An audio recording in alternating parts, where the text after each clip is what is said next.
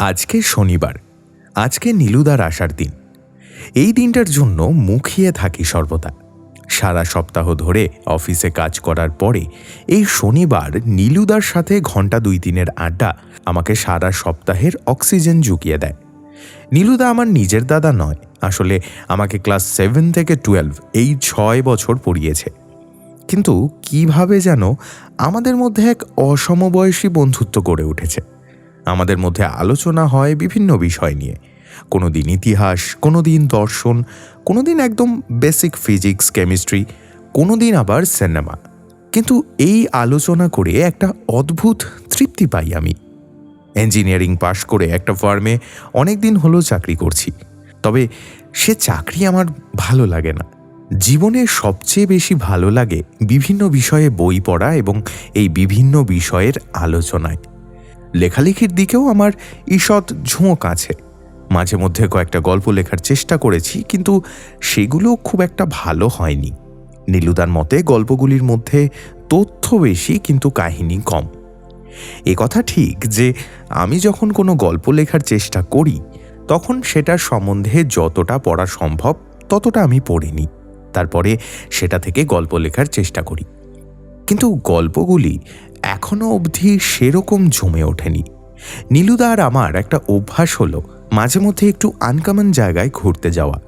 যেমন কখনো কলকাতার কোনো পুরনো বাড়ি বা কোনো গ্রামের কোনো পুরনো মন্দির। আর আমাদের দুজনেরই একটা কমন শখ হলো অজস্র বই কেনা এবং পড়া।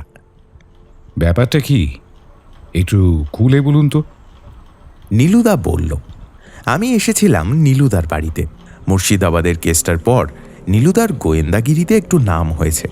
এখন তো একটা কেস আসে, অবশ্য নিজের পছন্দ মতো না হলে কেস নেয় না নীলুদা। মুর্শিদাবাদের মক্কেল অরুণবাবুর থেকে ঠিকানা পেয়ে এক ভদ্রলোক এসেছেন নীলুদার সঙ্গে দেখা করতে। তার ঘটনাটা ফোনে শুনে নাকি নীলুদার বেশ ইন্টারেস্টিং লেগেছে, তাই আমাকে ফোন করে ডেকে নিয়েছে।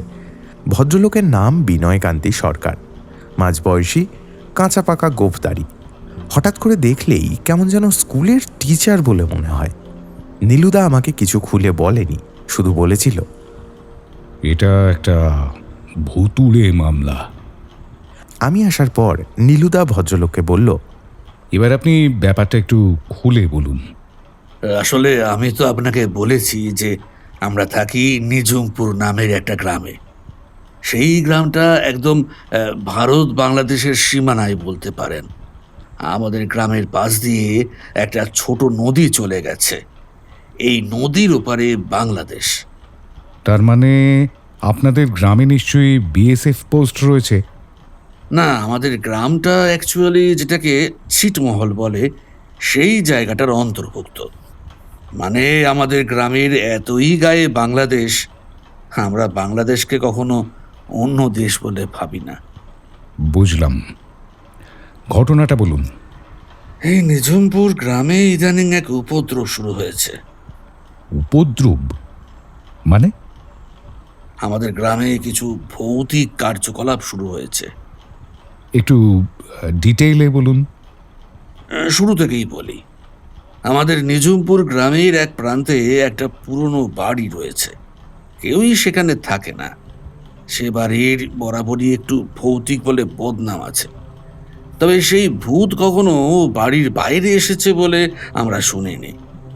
কয়েকদিন আগে শুনলাম সেই বাড়ির ওখানে একজন তান্ত্রিক সাধু এসে আস্তানা গেড়েছে। ওই বাড়ির কাছাকাছি শ্মশান। বুঝতেই পারছেন, গ্রাম্য পরিবেশ, পুরো বাড়ি, কাছে শ্মশান, তার উপরে তান্ত্রিক। ব্যাপারটা বেশ গা ছমছমে হয়ে দাঁড়ায়। গোলমালটা বাঁধে কয়েকদিন পর। আমরা খবর পাই যে ওই বাড়িটা নাকি একজন ভদ্রলোক ভাড়া নিয়েছেন। তিনি নাকি কি গবেষণা করবেন, সেই জন্য এই বাড়ি ভাড়া নিয়েছেন। গ্রামের লোকেরা সবাই একটু অবাক হয়ে যায়। ভদ্রলোকের সাথে আমাদের আলাপও হয়। ভদ্রলোককে কিন্তু দেখে মন্দ লাগলো না, সত্যি বেশ ভালো সম্পর্ক তৈরি হয়ে গেছিল।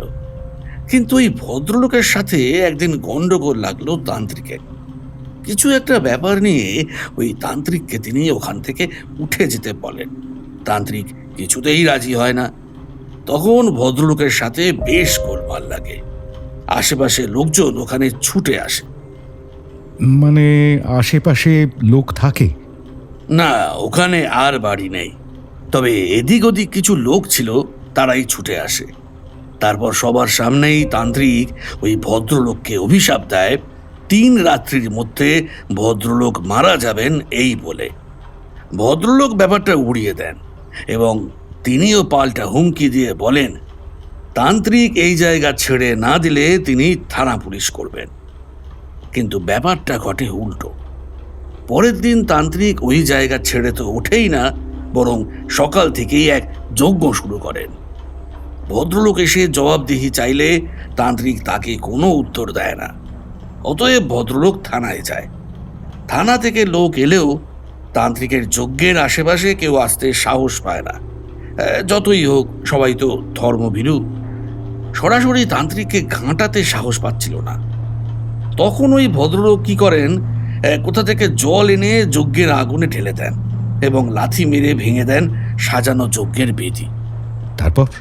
তান্ত্রিক তখন অত্যন্ত ক্রুদ্ধ হয়ে ত্রিশূল দিয়ে আঘাত করতে চান ভদ্রলোককে। তখন পুলিশ হস্তক্ষেপ করে তান্ত্রিককে আটকায়। কিন্তু তান্ত্রিক যেটা বলে সেটা হলো ভয়ানক। মাঝপথে এই যজ্ঞ বন্ধ করে ভদ্রলোক নাকি পিশাচদের আহ্বান জানিয়েছেন। তাই নাকি পরদিন রাত্রের মধ্যে এই গ্রামে পিশাচদের উপদ্রব শুরু হবে। তান্ত্রিকের অভিশাপে অভিশপ্ত হবে এই গ্রাম। তো যেটা ঘটলো সেটা হলো, পরের দিন সকাল থেকে এই ভদ্রলোককে আর খুঁজে পাওয়া যাচ্ছে না। তারপরে?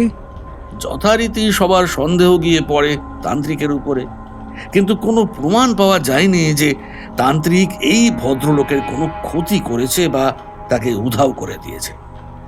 কিন্তু তারপরে জানেন তো, বিভিন্ন অদ্ভুত ঘটনা ঘটতে শুরু করলো আমাদের গ্রামে। মাঝে মাঝেই পথে দেখা যায় বিভিন্ন ছায়ামূর্তি, তারপর আবার তারা মিলিয়ে যায়। বিভিন্ন শব্দ শোনা যায় রাতে, কখনো পায়ের আওয়াজ, কখনো কোনো মহিলার কান্নার শব্দ, কখনো বা খিলখিলিয়ে হাসির আওয়াজ। সারা রাত মনে হয় গ্রামে কারা যেন ঘুরে বেড়াচ্ছে। গ্রামে আমাদের বেরোনো বন্ধ হয়ে গিয়েছে। আর সেই তান্ত্রিক? তান্ত্রিক বহাল তবিয়তে আছে। তবে আপনি কি আমার কাছে এলেন ভূত তাড়ানোর জন্য? না, সেটা একটা কারণ বটে, কিন্তু দ্বিতীয় কারণ হলো আমাদের গ্রামের একটি ছেলে কলকাতায় কাজ করত, সপ্তাহের শেষে বাড়ি ফিরত। গত শনিবার রাতে সে বাড়ি ফিরে দৌড়তে দৌড়তে বাড়িতে ঢুকেই অজ্ঞান হয়ে পড়ে যায়। সব বাড়ির লোকেরা তার বাড়িতে জড়ো হয়। তাদের কথার উত্তরে সে জানায় গ্রামের পথে আস্তে আস্তে সে নাকি দেখে ঠিক সামনে সামনে একজন মহিলা হেঁটে যাচ্ছে। সে যতই গতি বাড়ায় মহিলার সঙ্গে দূরত্ব একই থাকে। এরপরে হঠাৎ একটা বাঁক ঘুরে দেখে মহিলা সেখানে নেই। আশেপাশে কিন্তু কোনো বাড়ি ছিল না। এই দেখে সে প্রচণ্ড ভয় পেয়ে যায়, দৌড়াতে শুরু করে। কিন্তু তার বক্তব্য অনুযায়ী সে যখন দৌড়চ্ছিল তার পিছনে পিছনে কে যেন তার নাম ধরে ডাকছিল। তারপর? ছেলেটা বাড়িতে একাই থাকতো। সেদিন তার অবস্থা দেখে পাশের বাড়ির একটা ছেলে বলে তার বাড়িতে থেকে যাবে, কিন্তু এই ছেলেটি বলে থাকার প্রয়োজন নেই, কোনো প্রয়োজন হলে রাতে ডাকবে। পরের দিন সকালে তার বাড়ির সামনে শুধু তার চৌটিটুকু পাওয়া গেল। মানে? ওই আগের ভদ্রলোকের মতো যেন হাওয়ায় উড়ে গেছে ছেলেটি। কি বলছেন? পুলিশের কাছে গেছিলেন? পুলিশ ভূত ধরতে পারবে না। অনেক আশা নিয়ে আপনার কাছে এসেছি, আপনি যদি একবার যেতে পারেন। কত দূর কি করতে পারবো বুঝতে পারছি না। তবে আপনি যখন বলছেন আমরা নিশ্চয়ই যাব, কিন্তু আমি তো এখন যেতে পারবো না। সে কি, কেন? আমি একটা কাজ নিয়ে খুব ব্যস্ত। কাজটা শেষ করতে আমার বেশ কিছুদিন সময় লাগবে। আপনি এক কাজ করুন, আপনি কবে ফিরবেন? আমি তো কালকেই ফিরে যাব। বেশ, সন্দীপ আপনার সঙ্গে যাবে। নীলুদা আমার দিকে তাকালো। আমি? হ্যাঁ, কেন? তুই পারবি না? ওখানে গিয়ে থাকতে ভয় করছে? আমি একা, কিন্তু তুমি যাবে না? আমি যাব, আমি ঠিক সময় যাব। তুই ওখানে কি কি ঘটছে আমাকে রেগুলার জানাতে থাকবি। আমি এদিকে কাজটা একটু সেরে নিয়ে যাব। ঘাবড়াস না, মাথাটা ঠান্ডা রাখিস, ঠিক আছে? আমি ঘাড় নেড়ে সম্মতি জানালাম। ভদ্রলোক খুব একটা সন্তুষ্ট হয়েছেন বলে মনে হলো না। তিনি বারবার বলতে লাগলেন, আপনি গেলে ব্যাপারটা খুব ভালো হতো। আমি অনেক আশা করে এসেছিলাম। আরে না না, সন্দীপ ওখানে যাক, আমি একটুখানি পরিস্থিতিটা সন্দীপের থেকে শুনে নিই, তারপর আমি ঠিক সময়ে আপনার সাথে যোগাযোগ করে চলে যাব। খানিকটা নিমরাজি হয়ে ভদ্রলোক চলে গেলেন। চলে যাবার পর আমি জিজ্ঞাসা করলাম, এ কি, শেষমেশ ভূতের পাল্লায় ফেললে নাকি আমায় নীলুদা? ভূত না অদ্ভুত সেটা এখন কি করে বলবো বল, তবে নিঃসন্দেহে ইদানিং যেসব কেস আসছিল তার থেকে এটা অনেক বেশি ইন্টারেস্টিং। তাই বলে আমি একা যাব? আরে কই বাত নেই, তুই যা না, আমার সাথে যোগাযোগটা রাখবি। আমি ঠিক তোকে নির্দেশ দিয়ে দেবো। আমার এদিকে কয়েকটা কাজে একটু জড়িয়ে পড়েছি, এগুলো এখন এভাবে ছেড়ে রেখে যাওয়া যাবে না। তুই গিয়ে পৌঁছো, আমি ঠিক সময় পৌঁছে যাব। হ্যাঁ, অগত্যা।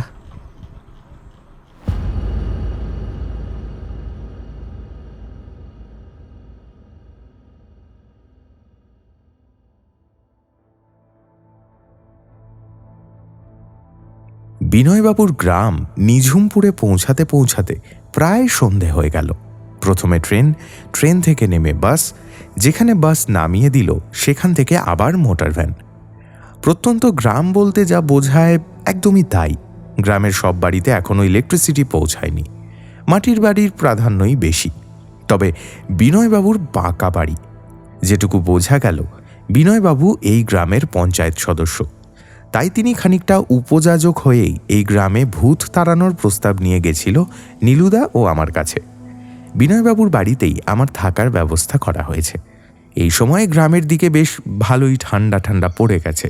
বিনয়বাবু বললেন, আজকে তো সন্ধে হয়ে গেল, আজকে যাবেন ওই বাড়িটার দিকে? একবার দেখে আসতে পারলে মন্দ হতো না। বেশ, চলুন তবে। বিনয়বাবুর বাড়ি পিছনে রেখে আমরা এগিয়ে গেলাম গ্রামের মেঠো পথ ধরে। ছোট ছোট মাটির বাড়ি, কখনো কিছুটা ঝোপ ঝাড় জঙ্গল ভেঙে আমরা এগিয়ে চললাম।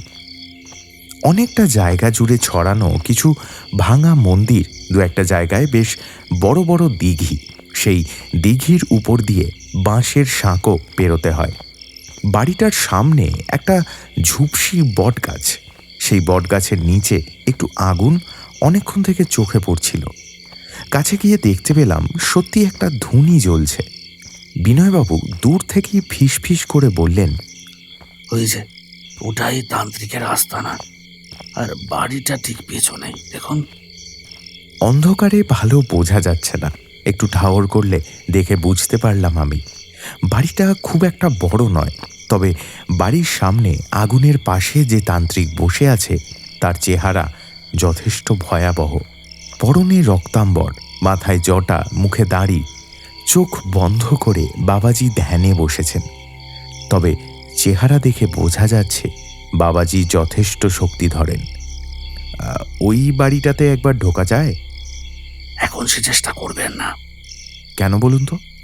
অন্ধকার হয়ে আসছে, এই সময় গ্রামের পথে বাইরে থাকা নিরাপদ নয়। বিনয়বাবুর কণ্ঠস্বরে বেশ একটা ভয়ের ছাপ। আমি বিনয়বাবুর সাথে ফিরে এলাম। এসে নীলুদাকে ফোন করলাম, সব ঘটনা বললাম। তার সঙ্গে এও বললাম যে এই গ্রামে ইন্টারনেটের টাওয়ার পাওয়ার কোনো সম্ভাবনা নেই, সুতরাং আমাকে যদি কিছু জানাতে হয় হোয়াটসঅ্যাপ না করে যেন SMS বা ফোন করা হয়। নীলুদা সব শুনে বলল, কালকে সকালে একবার বাড়িটার ভেতরে ঢোকার চেষ্টা করিস। ওই তান্ত্রিকের সামনে দিয়ে? সামনে দিয়ে পিছন দিয়ে যেদিক দিয়ে হোক, মনে হচ্ছে রহস্যের জট রয়েছে ওই বাড়িতেই। আর আজকে রাতে একটু গ্রামের পথে বেরোতে পারলে ভালো হতো। এখানে বাইরে খুব অন্ধকার। তুই কি অন্ধকারে ভয় পাচ্ছিস নাকি? না, আসলে রাস্তাঘাট তো কিছুই চিনি না। বুঝতে পেরেছি। একটু ধাতস্থ হয়ে নে, তারপরে কিন্তু রাতেই তোকে বেরোতে হবে, কারণ সব গোলমাল অন্ধকারেই হয়। বুঝেছি। তুমি কবে আসছো? দেখছি রে, জানাবো তোকে। তুই আমায় রেগুলার আপডেটটা দিতে থাকিস, ঠিক আছে? সারাদিনের জার্নির ধকলের পর বিছানায় শুতেই আমার ঘুম এসে গেল। পরের দিন ঘুমটা ভাঙল একটা গোলমালের শব্দে। বাইরে বেরিয়ে এসে দেখলাম এক মহিলা চিৎকার করে কান্নাকাটি করছে।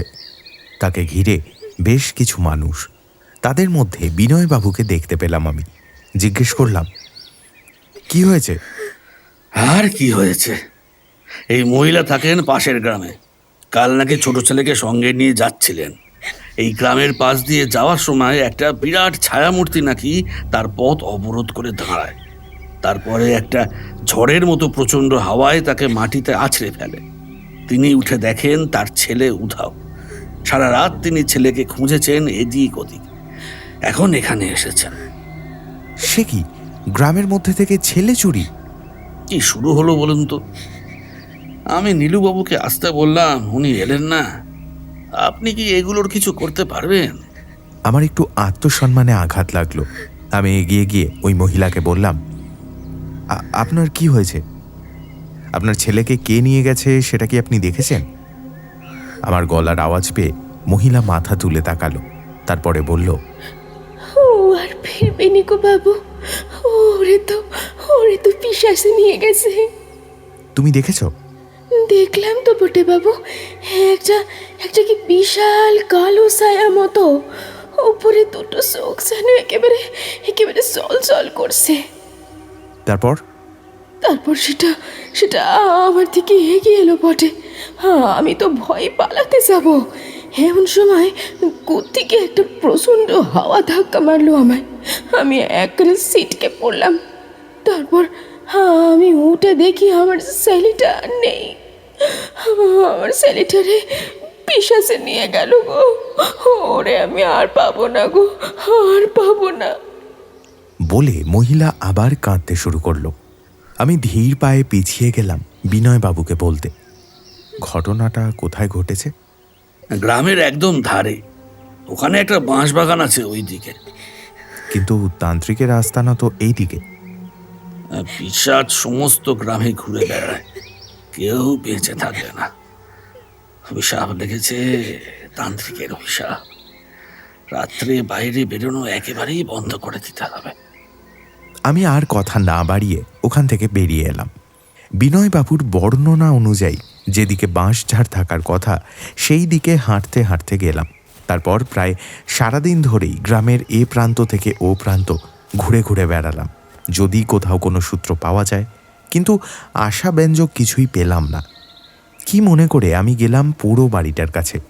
তান্ত্রিক তখনও সেখানে বসে আছে। তাকে গিয়ে বললাম, নমস্কার। আমার গলার আওয়াজে তান্ত্রিক তাকালো আমার দিকে। তুই কে বটে? আমি কলকাতায় থাকি, আমার কাকার বাড়ি বেড়াতে এসেছিলাম। এখানে এসে শুনলাম নাকি গ্রামে ভূতের উপদ্রব হচ্ছে। আপনি নাকি কি সব অভিশাপ দিয়েছেন? এই গ্রামে পিশাচ লেগেছে রে। তা আপনি তো তান্ত্রিক, আটকান আপনার পিশাচকে। তুই ছেলে মানুষ বটে। আমার তপস্যা ভঙ্গ করেছিল একটা লোক, সেই বাড়িতে থাকতো, তার ফলে মুক্তি পেয়ে গেছে পিশাচ। আপনি তো এত মন্ত্রতন্ত্র জানেন, আপনি কি পিশাচকে আটকাতে পারছেন না? ওকে কেউ আটকাতে পারবে না, সব শেষ করে দেবে। তাহলে তো আপনিও শেষ হয়ে যাবেন। আমার তন্ত্র বলে ও আমার কোনো ক্ষতি করতে পারবে না। আচ্ছা, কালকে এক মহিলার বাচ্চা চুরি হয়ে গেছে, সে ব্যাপারে কিছু জানেন? বাচ্চা, বুড়ো, ছেলে মেয়ে সবাই চলে যাবে, শুধু আমি থেকে যাব। সিদ্ধাই তান্ত্রিকের তপস্যা ভঙ্গ করা কি জিনিস গ্রামের লোকেরা এবার বুঝুক। তুইও এখান থেকে চলে যা, নইলে এদের সবার সাথে সাথে তুইও মারা পড়বি। হ্যাঁ, দেখি সেই পিশাচের সাহস হয় কিনা আমার সামনে আসার। তান্ত্রিকের চোখ দুটো যেন জ্বলে উঠল। তোর এত বড় সাহস পিশাচকে ভয় করছিস না? আমি কলকাতার ছেলে বাবাজি, এসব বুজরুকিতে আমি ভয় করি না। আর তোমাকেও বলে গেলাম, তোমার এই বুজরুকি আমি বার করব। ভালোই ভালো এখান থেকে কেটে পড়ো, নইলে কপালে দুঃখ আছে। কি বললি তুই? কি বললি? যা বললাম আশা করি তুমি বুঝতে পেরেছ। তান্ত্রিক উঠে দাঁড়ালো, রাগে ফেটে পড়তে চাইছে। এক্ষুনি এক্ষুনি এখান থেকে চলে যা, আজ হবে তোর শেষ রাত। হ্যাঁ, চলে যাচ্ছি আমি, কিন্তু তোমার যদি ক্ষমতা থাকে তাহলে তুমি শেষ রাত বানিয়ে দেখাও। তোমাকে আমি ওপেন চ্যালেঞ্জ দিয়ে গেলাম। চলে যেতে যেতে আমি ঘুরে দেখলাম তান্ত্রিক তখনও দাঁড়িয়ে আমার দিকে এক দৃষ্টে তাকিয়ে আছে। ঘরে ফিরে এসে নীলুদাকে ফোন করলাম। নীলুদা ঘটনা শুনে বলল, আব্বাস, কাজটা ভালোই করেছিস। ওদের ঘাবড়ে দেওয়া দরকার। যদি এই ভূতের কাণ্ডের পেছনে এর হাত থাকে তাহলে ঘাবড়ে গিয়ে ওরা ভুল করতে বাধ্য। তবে তুই কিন্তু একটু সাবধানে থাকিস, কেমন? ভেবেছি একবার বিকালের দিকে ওই বাড়িতে ঢোকার চেষ্টা করব। আজকে সকালে দেখে এসেছি বাড়ির পিছন দিক দিয়ে একটু পাঁচিল জঙ্গল আছে বটে, কিন্তু যদিই ঢুকতে পারা যায়। যা করবি সাবধানে। আমি খুব তাড়াতাড়ি ওখানে পৌঁছে যাব। আচ্ছা শোন, একটা খবর নিতে হবে। কি খবর? প্রথম যে ভদ্রলোক নিরুদ্দেশ হয়ে যান সেই ভদ্রলোক সম্বন্ধে কোনো ইনফরমেশন পাওয়া যায় কিনা, আর দ্বিতীয় যে লোকটি উধাও হয়ে যায় তার সম্বন্ধেও কোনো ইনফরমেশন পাওয়া যায় কিনা, আর এই যে ছেলেটা উধাও হয়েছে বলছিস এর সম্বন্ধে বা এর মার সম্বন্ধে কোনো ইনফরমেশন পাওয়া যায় কিনা, বুঝলি? আচ্ছা ঠিক আছে, দেখব। দুপুরে খেতে বসে বিনয়বাবুকে আমি জিজ্ঞাসা করলাম, আচ্ছা এই যে যারা উধাও হয়েছে তাদের সম্বন্ধে আপনি কোনো খবর জানেন? মানে তারা কারা, কোথায় থাকতো, এসব? দেখুন, প্রথম যে ভদ্রলোক উধাও হন, ভদ্রলোকের নাম যদ্দূর মনে পড়ছে শুভঙ্কর বাগ। কোথায় থাকতেন, কোথা থেকে এসেছেন সেগুলো কিছুই জানাননি। বাড়িও কিভাবে ভাড়া নিলেন কোনোটাই জানি না। আমাদের গ্রামের ছেলে সীতেশ দাস কলকাতায় কাজ করত। কি কাজ? তা তো ঠিক জানি না, তবে শুনেছিলাম ওই যাত্রা নাটকের স্টেজ ডেকোরেশন বা এরকম কিছু একটা। আচ্ছা, আজ সকালে যে মহিলা এসেছিলেন তাকে আপনি চেনেন? না, তাকে তো চিনি না। মহিলা কোথায় গেলেন? এখানেই তো বসে অনেকক্ষণ কান্নাকাটি করছিলেন, তারপর উঠে চলে গেছে। কখন সেটা আমি জানি না। বুঝলাম। আচ্ছা, এই তিনজন ছাড়া আর কি কোনো মানুষ উধাও হয়েছে? না, সেরকম তো শুনিনি। বেশ, আমি ইচ্ছে করেই আমার সঙ্গে যে তান্ত্রিকের মোলাকাত হয়েছে সেই ঘটনাটা বিনয়বাবুর থেকে চেপে গেলাম। আপনি কি ব্যাপারটা কিছু বুঝতে পারছেন? এখন অবধি নয়, তবে খুব শিগগিরই পারবো বলে আশা রাখি। দেখুন কি হয়। পরন্ত বিকেলের দিকে আমি ওই বাড়িটার পেছন দিকে গিয়ে পৌঁছালাম। সকালেই দেখে রেখেছিলাম এখানে একটা জঙ্গলের মধ্যে দিয়ে পথ রয়েছে যেটা বাড়িটার পেছনে গিয়ে পৌঁছেছে। তাতে তান্ত্রিক আমাকে দেখতে পাবে না, অথচ আমি বাড়ির চত্বরে গিয়ে পৌঁছাতে পারবো।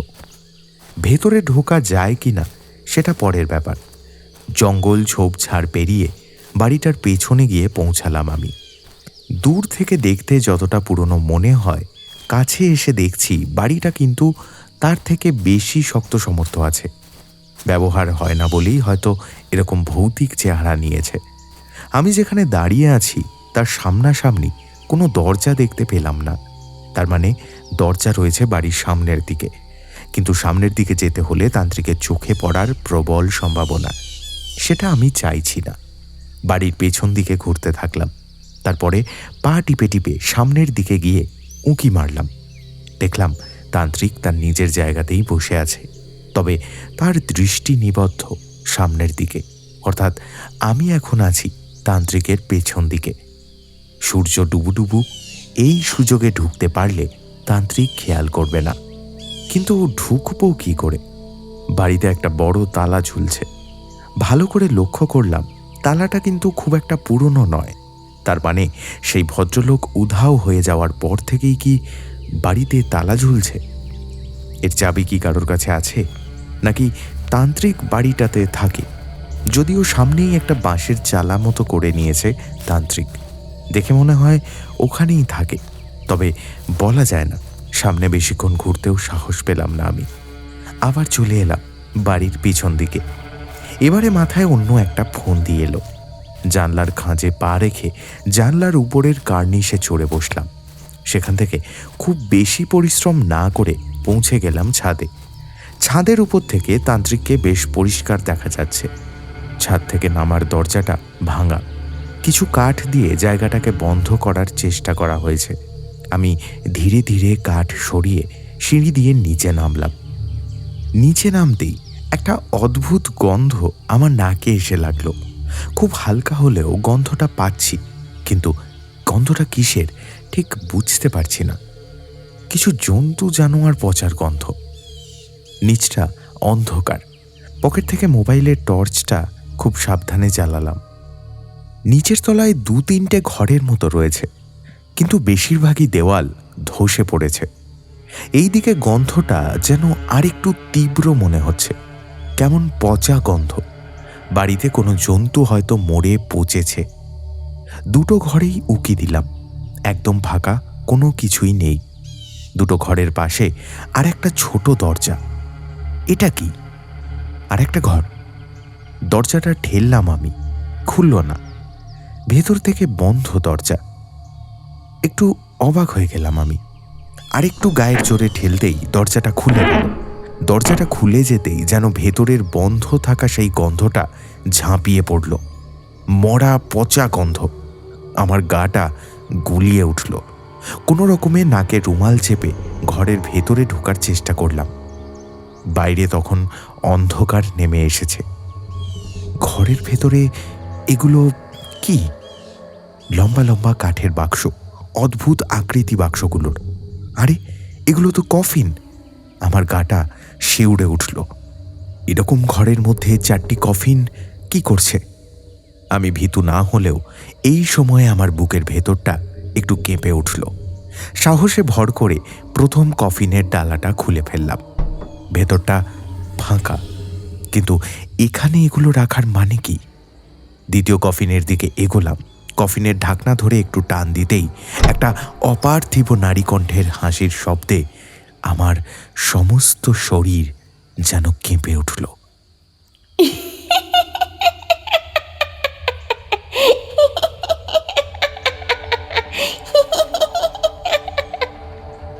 মেরুদণ্ড দিয়ে একটা শিহরণ বয়ে গেল। কে কে কে হাসলো এমন করে? এটা কোনো মানুষের হাসি নয়। কফিনের ঢাকনাটা ধরে রেখেই এদিক ওদিক তাকালাম।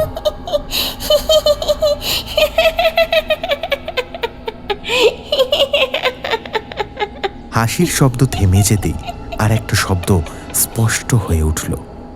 একটা পায়ের আওয়াজ, নুপুর পড়া পায়ের শব্দ আসছে ঘরের বাইরে থেকে। আমার বুকের ভেতরটা কেঁপে উঠল। নিজের অজান্তেই ঢাকনাটা টেনে তুললাম, কিন্তু মেয়ে কি?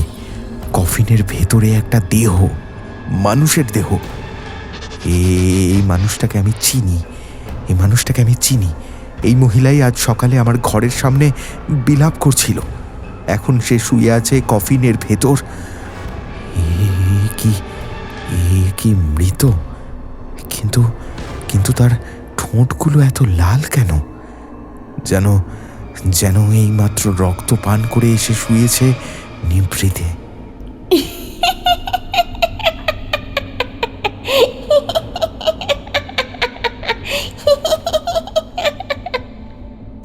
আবার বেজে উঠল সেই অপার্থিব হাসি, এবারে যেন আরো কাছে। আমি আর পারলাম না। কফিনের ঢাকনা ছেড়ে দৌড়ে বের হলাম ঘর থেকে। সিঁড়ি দিয়ে কোনো রকমে উঠতে উঠতে শুনতে পেলাম সেই নূপুরের ধ্বনি। তারপরে ছাদ থেকে কোনো রকমে নিচে নেমে কিভাবে যে সে দৌড়ে বাড়ি এসেছি সে আমি নিজেই জানি। বাড়িতে এসে বিনয়বাবুকে কিছুই বলিনি। নিজের ঘরে ঢুকে শুয়ে পড়লাম। খানিকটা ধাতস্থ হয়ে নীলুদাকে ফোন করলাম। রিং হয়ে গেল, নীলুদা ফোন ধরল না। কি দেখলাম আমি! আজকে যে কফিনের ভেতরে শুয়ে আছে ও কে? তার মানে যারা উধাও হয়েছে তারা সবাই কি পিশাচ? তাদের প্রত্যেককে তান্ত্রিক উধাও করে পিশাচে পরিণত করছে। ঘরের ভেতর 4টে কফিন ছিল, আমি 2টো খুলেছি। আমি নিশ্চিত যে বাকি 2টো খুললে পাওয়া যাবে বাকি 2জন নিরুদ্দেশের নিরুদ্দিষ্ট দেহ। এ কোনো স্বাভাবিক ঘটনা নয়, এ ভৌতিক কেস। এর সমাধান আমার পক্ষে করা সম্ভব নয়। আমার হৃদস্পন্দন ক্রমশ দ্রুত হতে শুরু করেছে, সারা গা হাত পা ঠান্ডা হয়ে আসছে আমার।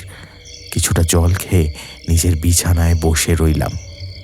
বারবার চোখের সামনে ভেসে উঠছে মৃত মহিলার দেহ, বিশেষ করে তার ওই ঠোঁট দুটো, রক্তলোলুপ রক্ত পিয়াসী ওই ঠোঁট দুটো।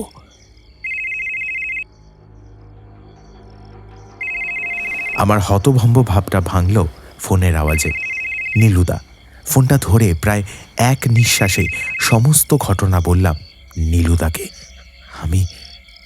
আমি কালকে এখান থেকে চলে যাব নীলুদা। এটা মানুষের কাজ নয়। এই গ্রামটাতে কিছু না কিছু আছে।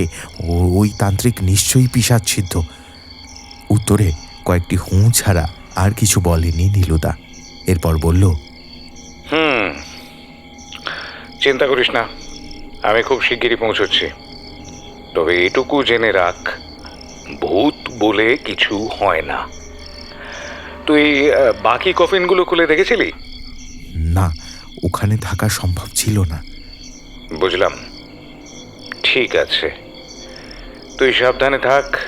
আমার এখানের কাজ প্রায় শেষ হয়ে এসেছে, আমি খুব শিগগিরই ওখানে পৌঁছবো। তুমি এসো, নইলে আমি চলে যাব। ভয় পাচ্ছিস কেন? মাথাটা ঠান্ডা করে ভাব। তুই কি সত্যি ভূত দেখেছিস, নাকি শুধু একটা ডেড বডি দেখে তুই ভয় পাচ্ছিস? ওই পচা মরার গন্ধ, নুপুরের শব্দ, হাসির আওয়াজ। সেটা একটা পয়েন্ট বটে। ঠিক আছে, ঘাবড়াস না, মাথা ঠান্ডা রাখ। বিনয়বাবুকে এসবের কিছুই জানালাম না। সময়ের সাথে সাথে আস্তে আস্তে একটু একটু করে ধাতস্থ হলাম আমি। সেদিন রাতে সমস্ত গ্রাম তখন ঘুমে আচ্ছন্ন, বা বলা ভালো অন্ধকারে আচ্ছন্ন। আমি অনুমান করেছিলাম তান্ত্রিক আমাকে খুব সহজে ছেড়ে দেবে না। বিশেষ করে আমার ধারণা, আমি যে বাড়ির ভেতরে ঢুকেছি সে খবরও তান্ত্রিকের কাছে পৌঁছাবে।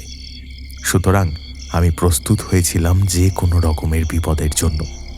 কিন্তু বিপদ কিছু এলো না, এলো একটা শব্দ। এই শব্দ সে সকালেও শুনেছি, একটা নুপুরের শব্দ। নুপুর পায়ে কে যেন হেঁটে চলেছে। শব্দটার মধ্যে একটা মাদকতা আছে। আমি ধীরে ধীরে দরজা খুলে বাইরে বেরিয়ে এলাম। নিবিড় অন্ধকার, চোখ চলে না, তার মধ্যেও আমি দেখতে পেলাম আমার থেকে বেশ কিছুটা দূরে সাদা পোশাকের এক মূর্তি এগিয়ে চলেছে। কে তুমি? দাঁড়াও, দাঁড়াও বলছি। মুহূর্তের জন্য থমকে দাঁড়ালো মূর্তিটা, তারপর দ্রুত এগোতে থাকলো। পিছু নিলাম আমি। গ্রামের সব পথ চেনা আমার, তার মধ্যে অবিশ্বাস্য দ্রুততায় সেই মূর্তি এগিয়ে চলল। পিছু পিছু এগিয়ে চললাম আমি যতই গতি বাড়াই, কিন্তু মূর্তিটাকে ধরতে পারি না। এইভাবে হঠাৎ একটা ঝোপের আড়ালে মূর্তিটা অদৃশ্য হয়ে গেল। আমি একটু থতমত খেয়ে গেলাম। ব্যাপারটা কীরকম হলো? এদিক ওদিক তাকিয়ে আমি দেখলাম সামনে ধুনির আগুন জ্বলছে। তার মানে আমি মূর্তির পিছু নিতে নিতে প্রায় তান্ত্রিকের সামনে এসে পড়েছি।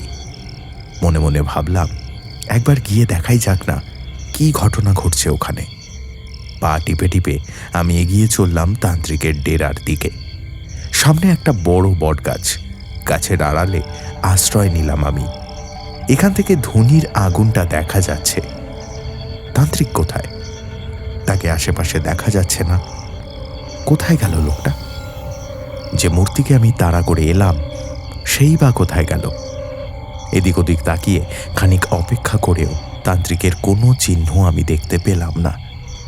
ধীর পায়ে আগুনের কাছে এগিয়ে এলাম। এখান থেকে বাড়ির সামনের দিকটা দেখা যাচ্ছে। বাড়ির সামনে কয়েকটা ছায়া মূর্তি যেন দেখতে পেলাম আমি। ভালো করে দেখার জন্য সেদিকে এগোলাম। কিন্তু কিন্তু তার আগেই মাথার পিছনে সজোরে একটা আঘাত নামলো। মাটিতে লুটিয়ে পড়লাম আমি। জ্ঞান হারায়নি। অতি কষ্টে পেছনে ঘুরে তাকিয়ে দেখলাম সেই তান্ত্রিক। আগুনের আভায় তাকে লাগছে আরো ভয়ঙ্কর। তার হাতে একটা ত্রিশূল। বিভৎসভাবে সে হেসে উঠল।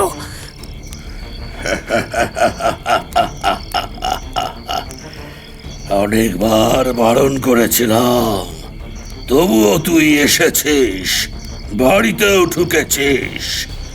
আজ মায়ের পায়ে তোকে বলি দেব। তান্ত্রিকের কথা শেষ হতে না হতেই একটা অট্ট হাসিতে ফেটে পড়ল চারিদিক। তান্ত্রিকের মুখের কথা মুখেই রয়ে গেল। হক চকিয়ে গেলাম আমি। আমার চোখের সামনে অন্ধকার নেমে আসার আগে তান্ত্রিকের মাথার পেছনে মাটি থেকে প্রায় 8-10 ফুট উচ্চতায় দুটো ভয়ঙ্কর অগ্নিগোলক দেখতে পেলাম। ওগুলো কি? ও কি মানুষের চোখ? আমার বিস্ফারিত দৃষ্টি লক্ষ্য করে তান্ত্রিক পেছনে ঘুরে তাকালো।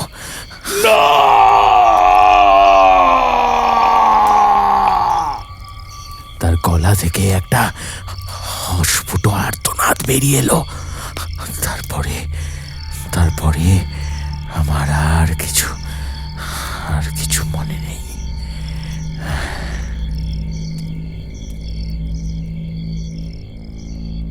যখন জ্ঞান ফিরল তখন আমি দেখলাম আমার চারপাশে বিনয়বাবু আর আরো 2-1 গ্রামের লোক দাঁড়িয়ে আছে।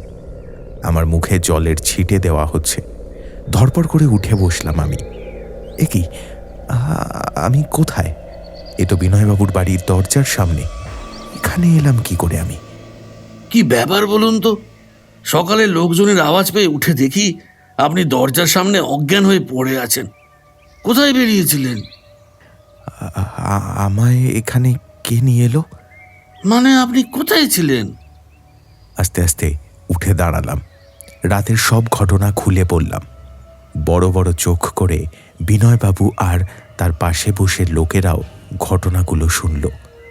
আপনি ঠিক দেখেছেন? হ্যাঁ। অন্যান্য লোকের দিকে তাকিয়ে বিনয়বাবু বললেন, তাহলে তো ওরা ঠিকই বলেছিল। কে? কি বলেছিল?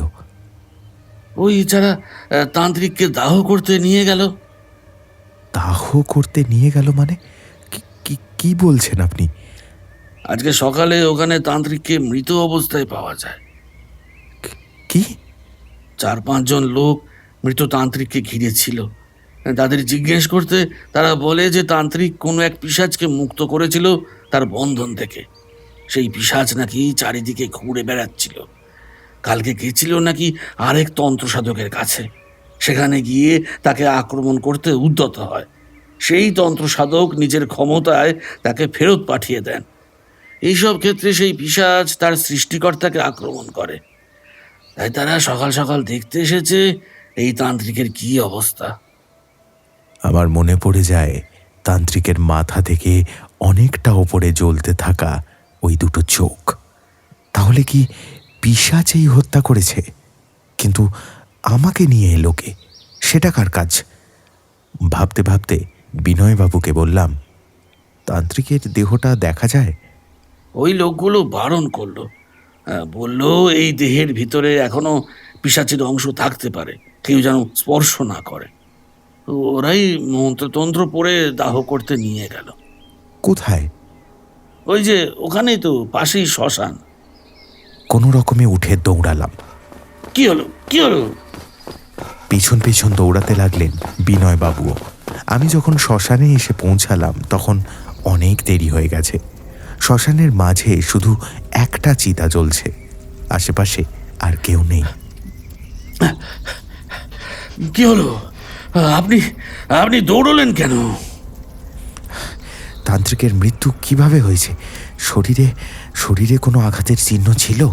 হ্যাঁ, না, আমরা তো কাছে যাইনি। ওই লোকগুলো কাছে ছিল, ওরা কাউকে কাছে যেতে বারণ করেছিল। আমরা দূর থেকে দেখেছি তান্ত্রিকের দেহটা পড়ে আছে। ধীরে ধীরে আমি ফিরে গেলাম বাড়িতে। আমার সব ব্যাপারটা কেমন যেন গুলিয়ে যাচ্ছে। নীলুদাকে ফোন করলাম, আবার ফোন রিং হয়ে কেটে গেল, কিন্তু ধরল না।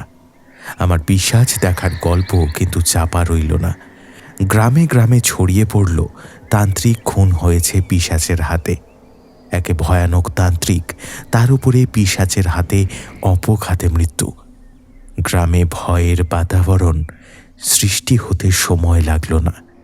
সেদিন বিকেল থেকেই আমি অনেকবার নীলুদাকে ফোন করার চেষ্টা করলাম, কিন্তু প্রত্যেকবারই আউট অফ রিচ।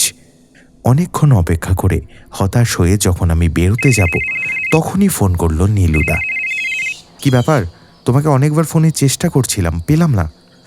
আসলে আমি একটুখানি বেরিয়েছিলাম, ফোনে টাওয়ার ছিল না, ওই জন্য অত সমস্যা। বল, কেন, কি হলো? আমি গত রাতের সব ঘটনা খুলে বললাম। সে কি রে, তুই নিজে পিশাচ দেখলি? হ্যাঁ, দেখলাম তো, 8-9 ফুট উঁচুতে। ওগুলো পিশাচের চোখ, তুই নিশ্চিত? না হলে আর কি হবে?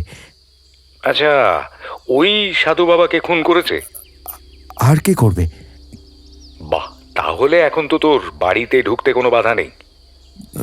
কিন্তু আমার মনে হয় তুই আজকে পারলে একবার ওখানে যা। আবার? এখানে এই পিশাচের রহস্যটা ভেঙে দেওয়া দরকার। তুমি কবে আসবে? আমি দেখছি, আমার এখানে কাজ প্রায় শেষ। এবার কাল পরশুর মধ্যে পাট গুটিয়ে দিতে পারবো, তারপরে ওখানে পৌঁছে যাব। ঠিক আছে। তবে একটা কথা সন্দীপ, কালকে সাধু বাবা মারা গেছে তো, আজকের রাতটা কিন্তু মনে হচ্ছে গুরুত্বপূর্ণ। পারলে ওই বাড়ির আশেপাশেই থাকিস। ওই বাড়ির আশেপাশে আজ রাতে? আচ্ছা, দেখব। শাবাশ, মাথাটা ঠান্ডা রাখ। ফোনটা রেখে আমি ভাবলাম, নীলুদা তো বলে দিল রাতে ওই বাড়ির আশেপাশে থাকতে, কিন্তু আগের দিন ওই বাড়িতে যে দৃশ্য দেখেছি, তারপরে ওই বাড়ির কাছে যাওয়ার সাহস তো আমার হচ্ছে না। তারপরে আবার আছে সেই কফিনের ভেতর শুয়ে থাকা মহিলা। পিশাচের হাতে খুন হলো সাধু বাবা। আমি ঠিক করলাম রাতে নয়, আমি সন্ধে হওয়ার আগে ওখানে পৌঁছে যাব। দিনের আলোয় জায়গাটার চারিদিক ভালো করে দেখে রাখব, তাহলে তাও মনে সাহস পাওয়া যাবে। সন্ধে হওয়ার মুখে মুখে আমি বেরোলাম। বিনয়বাবু আমাকে বেরোতে অনেকবার বারণ করলেন, বারবার বললেন, আপনাকে আমি ডেকে এনে ভুল করেছি। এ কোনো মানুষের কাজ নয় সন্দীপবাবু, এ কোনো মানুষের কাজ নয়। আপনি নীলুবাবুকে আসতে বারণ করে দিন। এ সম্পূর্ণ ভৌতিক ব্যাপার। আপনি তো সচক্ষে দেখেছেন সাধু বাবাকে খুন হতে, তবুও আপনি যাচ্ছেন। হ্যাঁ, যেতে হবে। ব্যাপারটা জট না খুললে বোঝা যাচ্ছে না। একজন বাইরের লোক আমাকে ভীতু ভেবে নিরস্ত্র করবে, এটা আমি কিছুতেই মেনে নিতে পারছিলাম না। যদিও আমার বুকের ভেতরটা তখনও দুরু দুরু করছিল। শ্মশানের ধারে যখন এসে পৌঁছালাম, তখন সূর্য ডুবুডুবু। আমার চোখ চলে গেল দূরে সাজানো সাধু বাবার চিতার জায়গায়। তখন সেখানে কিছু স্তূপীকৃত কাঠ থেকে দিকি দিকি ধোঁয়া উঠছে। ওদিক থেকে মনটা সরিয়ে আনতে চাইলাম আমি। সাধু বাবার জায়গাটা ফাঁকা। যতই তান্ত্রিক হোক, যে শক্তির কাছে তিনি প্রাণ হারিয়েছেন সেটা তো আমি নিজের চোখেই দেখেছি। পায়ে পায়ে এগিয়ে গেলাম। কাল যেখানে সাধু বাবার সঙ্গে আমার দেখা হয়েছিল, ঠিক সেই জায়গাটায়। এইখানে এসে এদিক ওদিক দেখতে লাগলাম। এখনো দিনের আলো রয়েছে, কোথাও কোনো বিভীষিকা লুকিয়ে নেই তো। হঠাৎ আমার নজর পড়ল মাটিতে দুটো গোল গোল গর্ত। এখানে এরকম গর্ত কিসের ঠিক বুঝতে পারলাম না আমি। তবে সাপ কি এত পাশাপাশি গর্ত করে জানি না। মাটির এদিক ওদিক তাকাতেই দেখলাম আরও কিছু দূরে এরকম আরও একটা গর্ত, কিন্তু একটা গর্ত থেকে অন্য গর্তের দূরত্ব অনেকটা। যদি তা না হতো আর গর্তগুলো যদি এত গভীর না হতো, তাহলে আমি অনায়াসেই বলতে পারতাম যে কোনো লোক লাঠি হাতে হেঁটে বেরিয়েছে। কিন্তু লাঠি হাতে থাকা অবস্থায় চাপ দিলে এত গভীর গর্ত হয় না, আর কোনো পায়ের ছাপও আমি দেখতে পাচ্ছি না। কিন্তু এই গর্তগুলো তবে কিসের? আগের দিনও কি ছিল? খেয়াল করিনি আমি। গর্তগুলো অনুসরণ করে আমি এগিয়ে গেলাম। বাড়ির বাগানের মধ্যে শেষ হয়ে গেছে। ওই বাগান আর বন জঙ্গলের মধ্যে আমি একটু ঘুরে বেড়াতে লাগলাম। ইতিমধ্যে অস্ত গেল সূর্য, আর অদ্ভুতভাবে কোথায় যেন একটা শেয়াল ডেকে উঠল। চমকে উঠলাম আমি।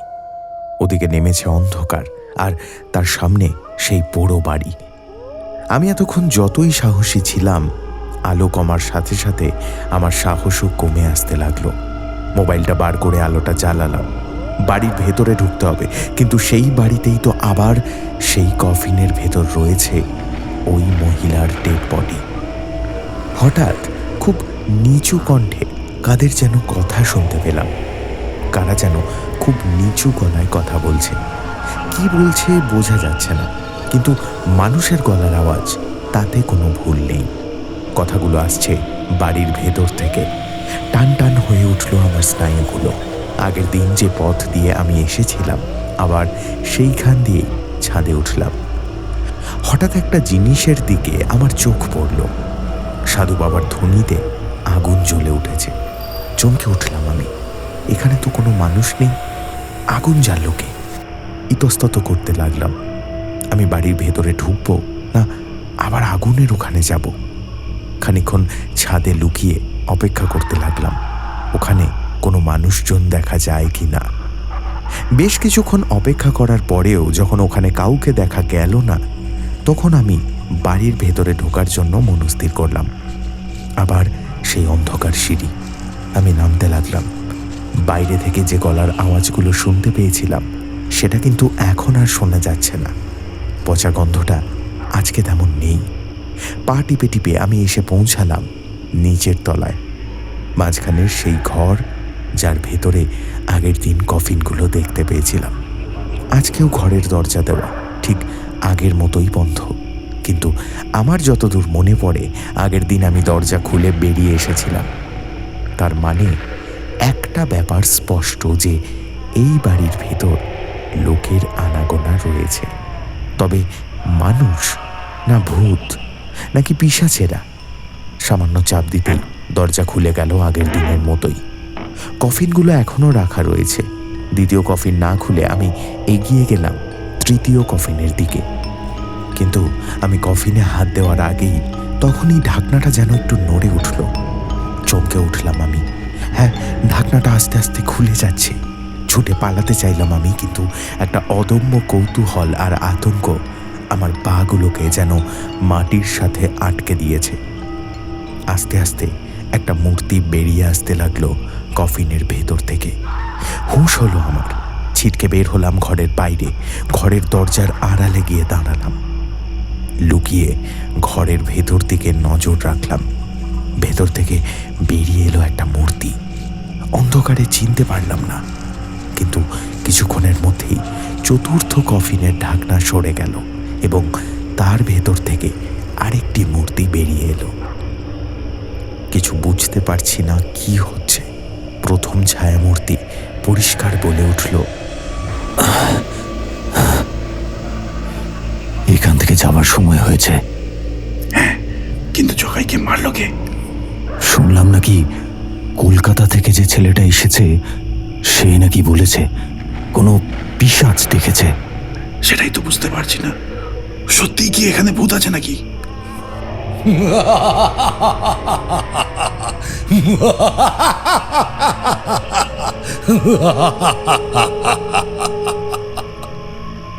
হঠাৎ হঠাৎ সবাইকে চমকে দিয়ে তীব্র কণ্ঠে কে যেন হেসে উঠল।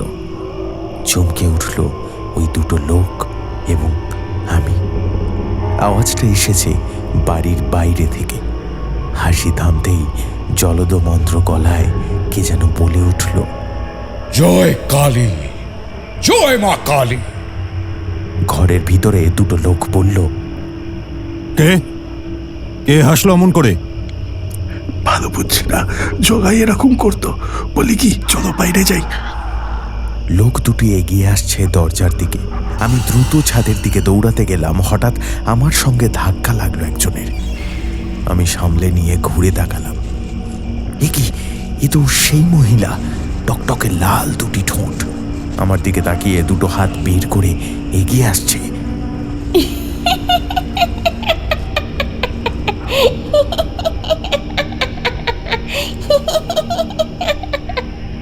খিলখিল করে হেসে উঠল সেই মহিলা। কোনো রকমে আমি মহিলাকে ধাক্কা মেরে সিঁড়ি দিয়ে ছাদে উঠে গেলাম। পেছন পেছন শুনতে পেলাম পদশব্দ। তার মানে ওই লোকগুলো ছুটে আসছে আমার পেছনে। দ্রুত কার্নিশ বেয়ে নামতে লাগলাম। মাটিতে পড়ার সঙ্গে সঙ্গে দৌড়াতে শুরু করলাম। পেছনে শুনতে পাচ্ছি পায়ের আওয়াজ। একবার পিছন ফিরে তাকালাম, দেখলাম সেই মহিলা আর দুজন লোক দৌড়ে আসছে আমার পেছনে। আমি বুঝতে পারলাম এরা আমাকে ধরতে পারলে ছাড়বে না। কোনো রকমে দৌড়াতে দৌড়াতে হঠাৎ থমকে দাঁড়ালাম। সাধু বাবার জায়গাটা এখন আর ফাঁকা নেই। সেখানে আবির্ভূত হয়েছে এক মূর্তি, কিন্তু কোনো মানুষের মূর্তি নয়। চমকে গিয়ে আমি দাঁড়ালাম। ভালো করে তাকিয়ে দেখলাম এ তো সেই তান্ত্রিক, কিন্তু প্রকাণ্ড আকৃতি তার। তান্ত্রিক শূন্যে ভাসমান অবস্থায় দাঁড়িয়ে আছে। মাটি থেকে প্রায় 12 ফুট ওপরে তার মাথা। আমি বুঝতে পারলাম পিছনে পায়ের শব্দগুলো থেমে গেছে। প্রকাণ্ড শব্দে হেসে উঠল সেই তান্ত্রিক।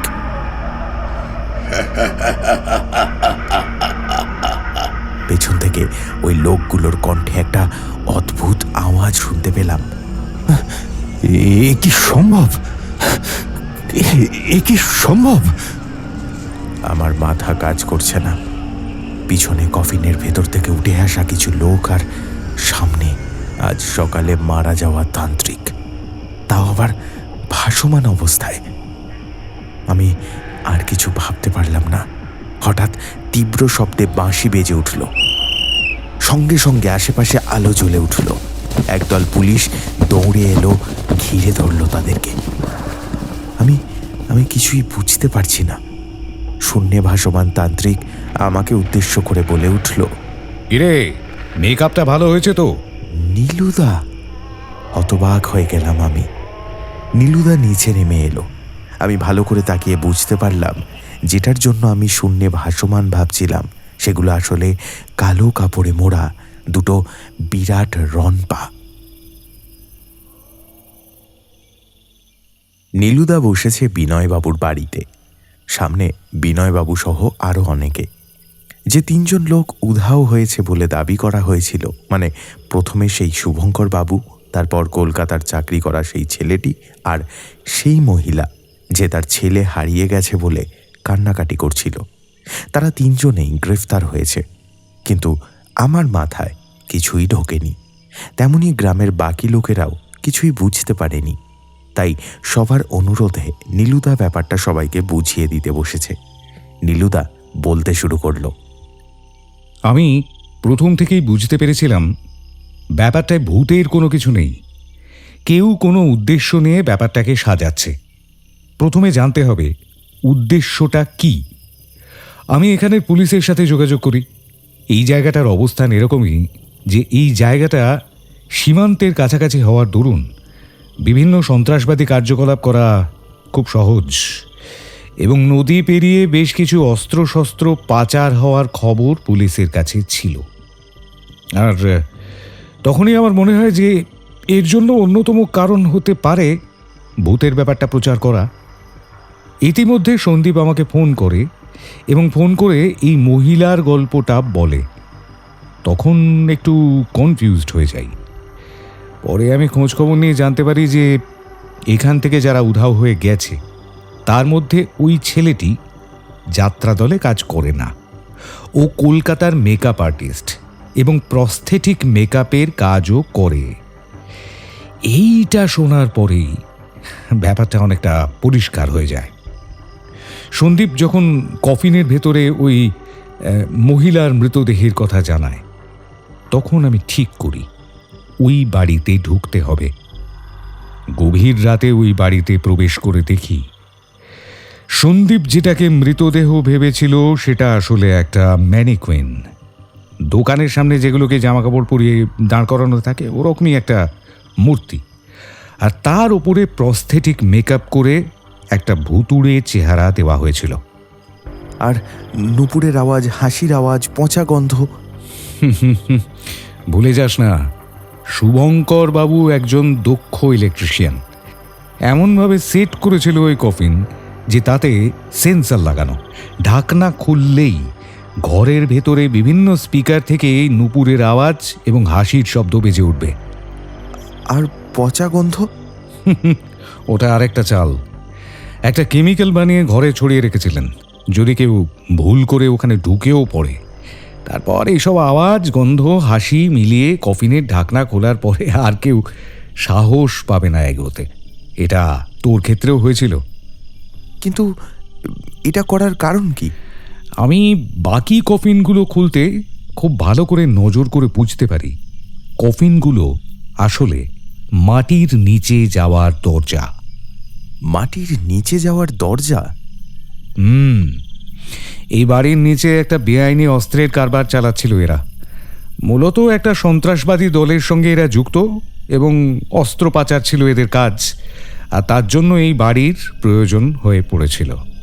আর ওই মহিলা রাতে ভূত সেজে আর দিনে ভূতের গল্প ছড়িয়ে গ্রামে ভয়ের সঞ্চার করত। কিন্তু তান্ত্রিককে মারল কে? তান্ত্রিক তো খুন হয়নি। তাহলে সেই পিশাচ? তুই এখনো বুঝতে পারিসনি? না।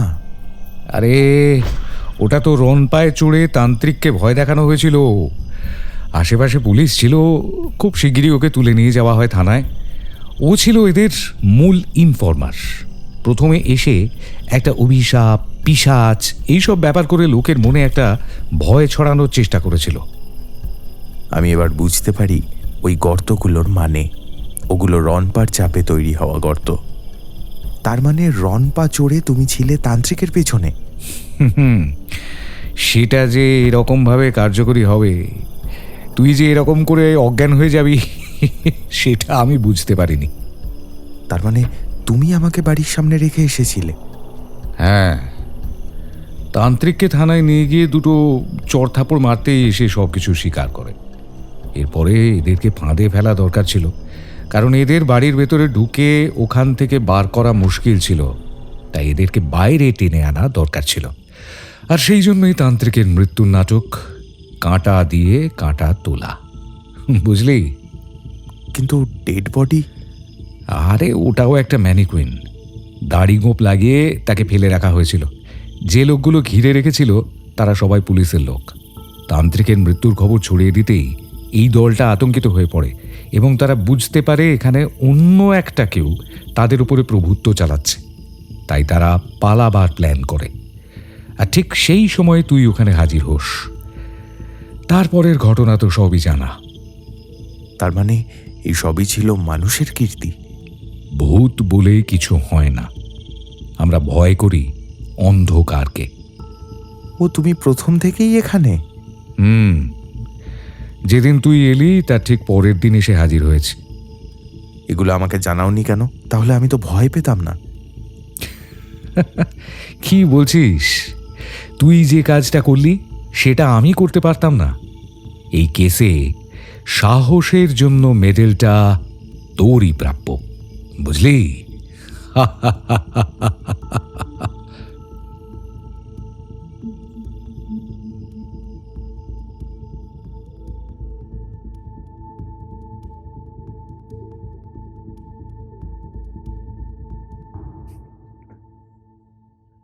রোমাঞ্চ বাংলায় এতক্ষণ শুনলে বিশিষ্ট লেখক শাশ্বত কুমার ধরের কলমে নীলুদা সিরিজের অলৌকিক বিভীষিকা কাহিনীটি অবলম্বনে এক গা ছমছমে রহস্য রোমাঞ্চ কাহিনী নিঝুমপুরে হত্যা রহস্য। গল্পটি শুনে ভালো লেগে থাকলে আমাদের চ্যানেলটি সাবস্ক্রাইব করার বিশেষ অনুরোধ ও আবদার রইল তোমার কাছে বন্ধু। আজকের কাহিনীতে যারা কণ্ঠ দিয়েছে, নীলুদার ভূমিকায় শ্রীযুক্ত শান্তম চক্রবর্তী, গল্প পাঠে ও নীলুদার সহকারী সন্দীপের ভূমিকায় অভিজিৎ দত্ত বণিক, অন্যান্য চরিত্রে সৌরভ সাহা, বর্ণালী দে বর্মন, অভিজিৎ রায় ও টিকলু গাঙ্গুলি, নাট্যরূপ তুহিন রায় ও সামগ্রিক পরিচালনায় আমি সৌরভ সাহা। তাহলে আজকের মতো আসি বন্ধু, ভালো থেকো, সুস্থ থেকো, সকলকে ভালো রেখো। ফিরে আসছি খুব শিগগিরই তোমার মনের মতো আরও একটি গল্প নিয়ে। আর হ্যাঁ, গল্প মানেই রোমাঞ্চ বাংলা। শুনতে থাকো, গল্পে থাকো।